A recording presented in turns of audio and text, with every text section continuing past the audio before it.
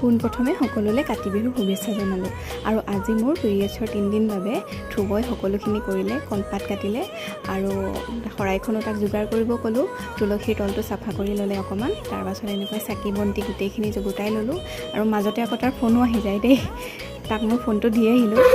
আৰু এয়া পূজা আৰম্ভ হ'ল আমাৰ, শংখ বজালেহি। তাৰপিছত এনেকৈ আমি তুলসীৰ তলত শৰাইভাগ আগবঢ়ালোঁ আৰু গোটেইখিনি ধুনীয়াকৈ কৰিলেহি। তাক মই দেখুৱাই দিলোঁ আৰু এনেকৈ তুলসীৰ তলত চাকি জ্বলালোঁ। আৰু আমাৰ কাষৰ এয়া বৰুৱানী বৰমা আহিলে, তেওঁ নিজৰ শৰাইৰ এভাগ আমাক দি গ'ল। আৰু আমি যিহেতু এইবাৰ কাকো বিলাবই নাপায় আৰু তেওঁক বহিব কৈছিলোঁ চাহ খাবলৈ, কিন্তু তেওঁ বোলে ঘৰত তলা মাৰি অহা নাই।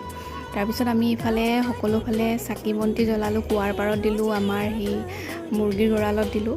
আৰু তাৰপিছত সি সেৱা কৰিলে, আমি চাহ খালোঁ, বুট খালোঁ আৰু ৰাতিৰ সাজত এয়া খিচিৰি আৰু মিক্স চব্জি। আজিলৈ আহিছোঁ, বাই।